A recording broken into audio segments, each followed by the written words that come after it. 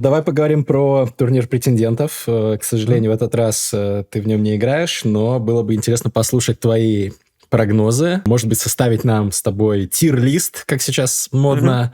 Кого ты считаешь самыми вероятными претендентами на победу в этом турнире? Ой, хороший вопрос. Наверное, не от простого к сложному, да? Наверное, в порядке убывания, да? Ну, я думаю, что Bluebaum не выиграет этот турнир. Как бы я скажу так аккуратно, что Bluebaum его просто не выиграет, да? То есть это, наверное, тут не нужно быть сильным прогнозистом, но я думаю, что его попадание, с одной стороны, заслуженное, да, то есть, но с другой стороны, это все-таки такие прихоти швейцарки, да, то есть где-то ему там повезло чуть больше, чем остальным, и коэффициент был чуть лучше, чем у остальных, то есть там мог, в принципе, выйти... По-моему, в последнем туре, если бы выиграл там Эрдегмуш или кто-то еще там, да, вот помимо там, Миша мог выиграть, да, в последнем туре, по-моему, они бы попадали, да, вместо Блюбаума. Вот, но в любом случае он молодец, что вышел, но, мне кажется, вряд ли он в этом турнире блеснет. Я не думаю, что он провалится. Опять, надо сказать, что такая специфика есть у кандидатского, что многие к нему подходят как к турниру жизни, вот, и там...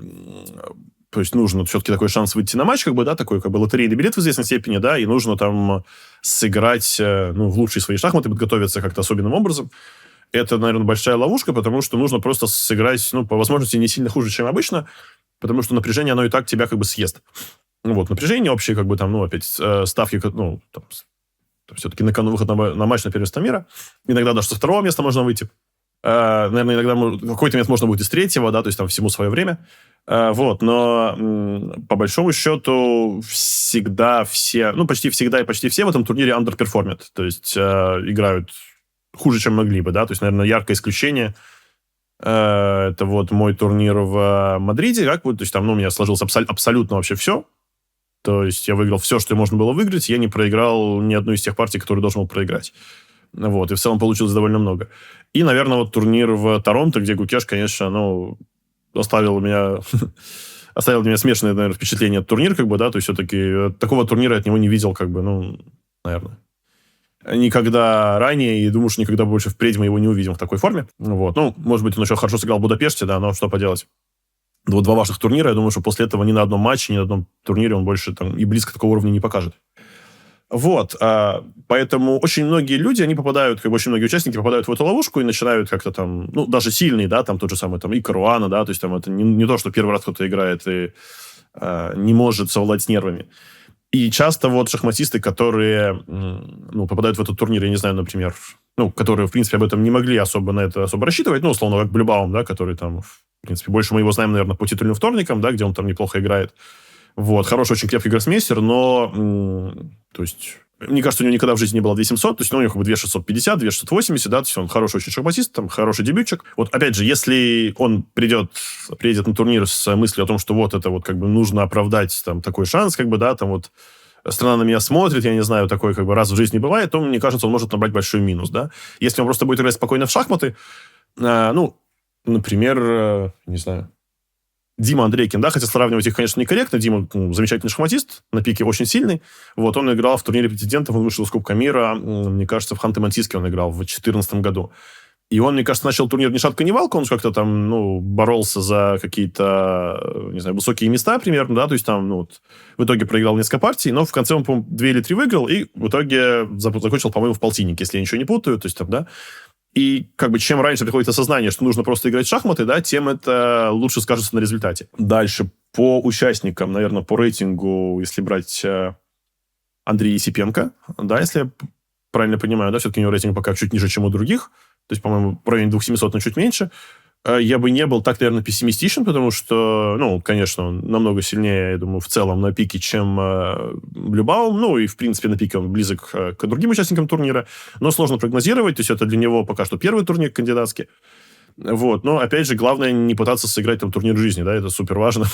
Все это совет, который можно дать всем, и ему, наверное, тоже. Просто вот играть в шахматы, да, то есть там использовать шансы, несомненно, будут. Вот, и... Опять же, я бы не относил его в число, там, не знаю, фаворитов. Число фаворитов, разумеется, но, может быть, как какая-то темная лошадка, опять же, если... оно, несомненно, произойдет массовое помешательство, да, в какой-то момент.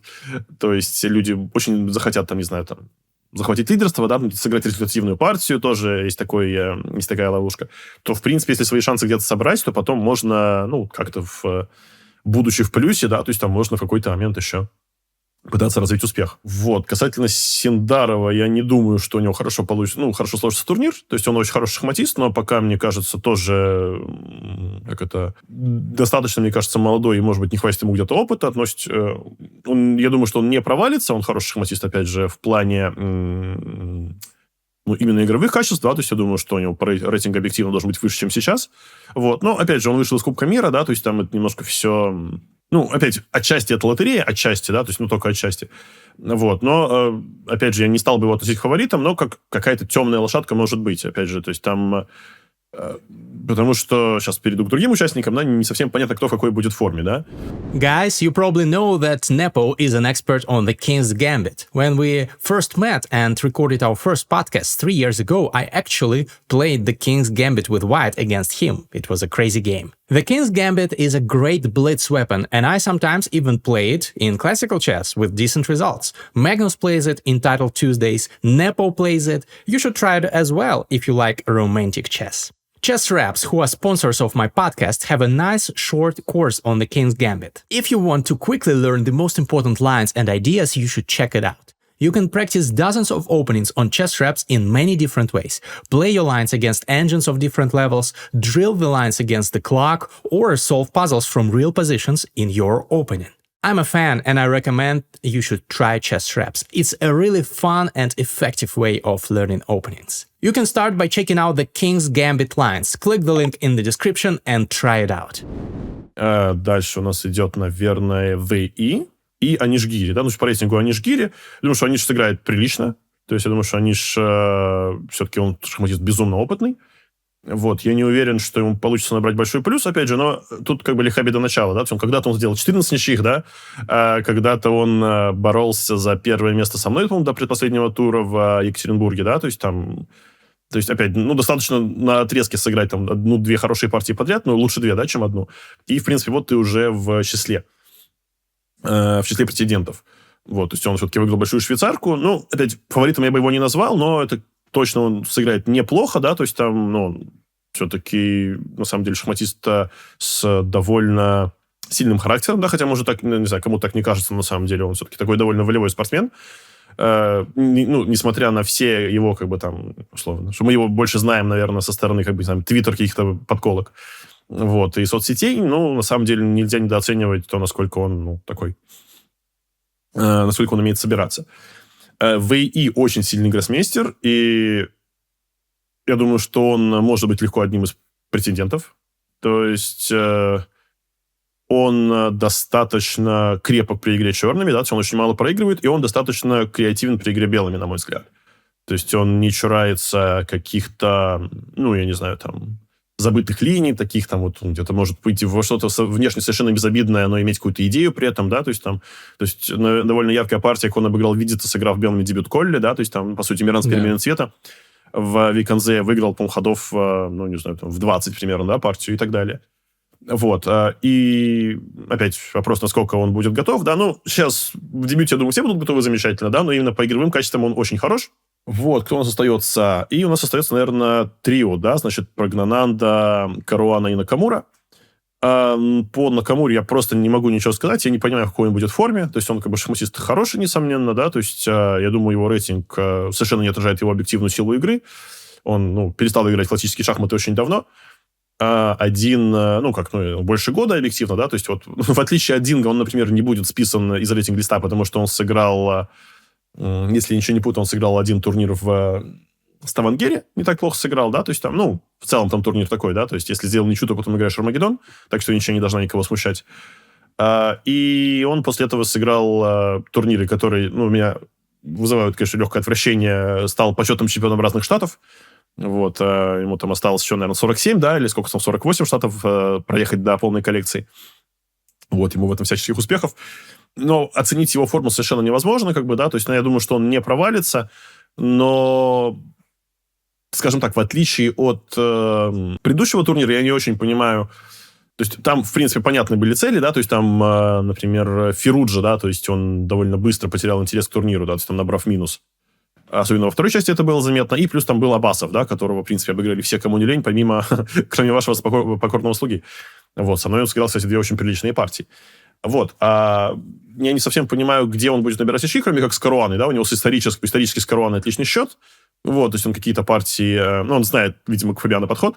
Вот, но в целом я бы не относил его к числу фаворитов, хотя по рейтингу он номер 1, но мне кажется, не знаю, мне как бы большие сомнения насчет в целом его формы и его, там условно, да, там способности какой-то сделать сверхусилие, потому что он, наверное, там, как я понимаю, самый возрастной участник турнира, да, это тоже скажется на большой дистанции.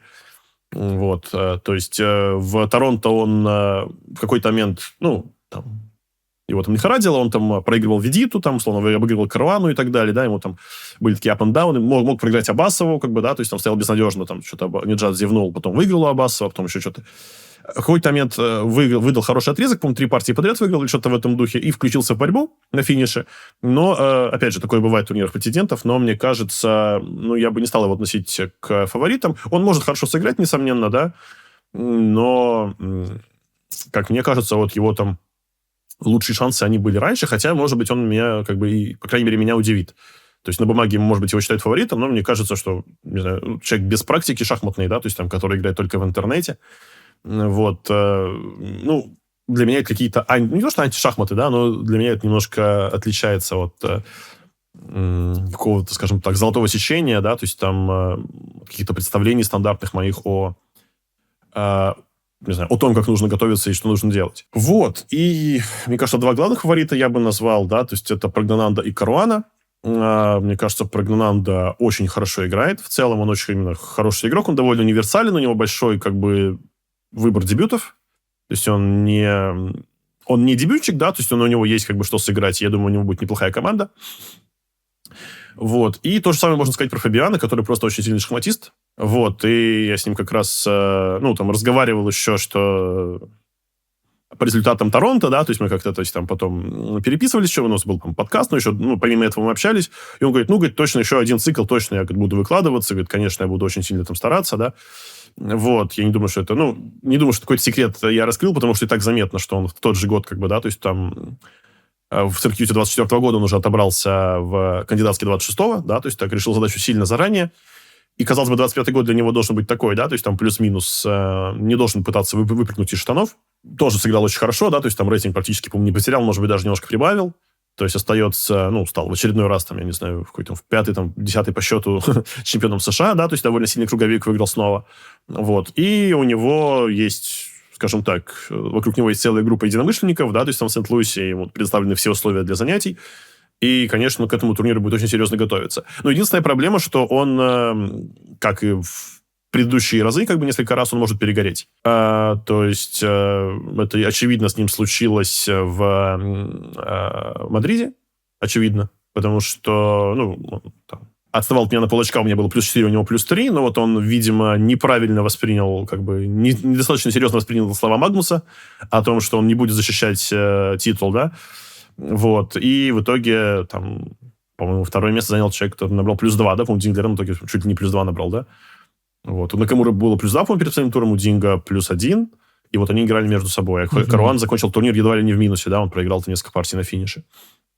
Вот, какой-то постиг его, к сожалению, тильт. Вот.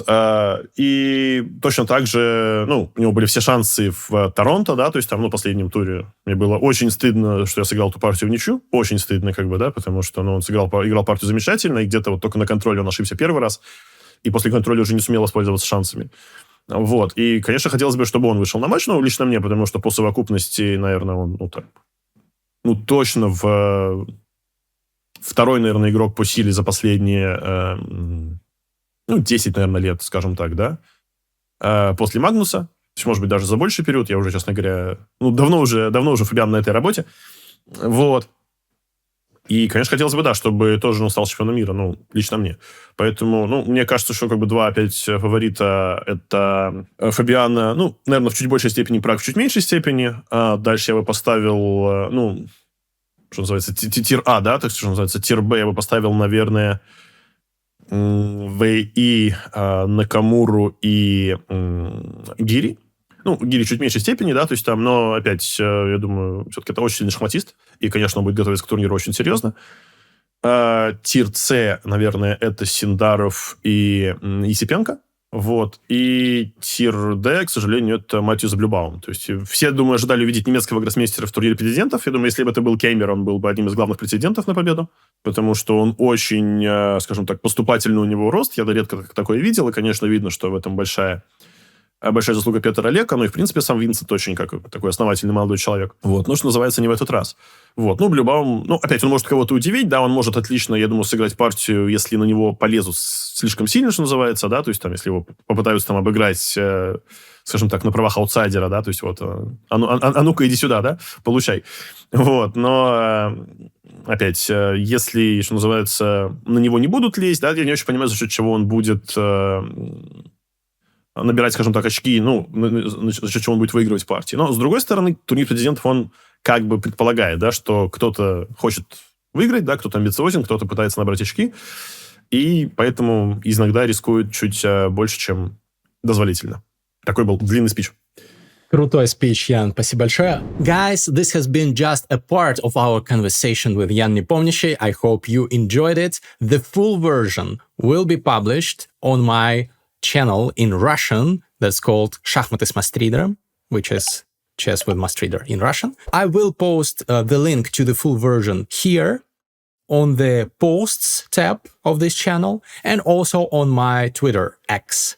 Please subscribe. I'm Greg Mustreader there to not miss not only my new videos, but also some of my meditations on chess, reflections on the chess news, interesting games. I share lots of stuff there on X. There will be English subtitles for the whole conversation. It will be out in around a week, I guess. So do not miss it. We discuss lots of questions that you may have towards Ian Nepomniachtchi.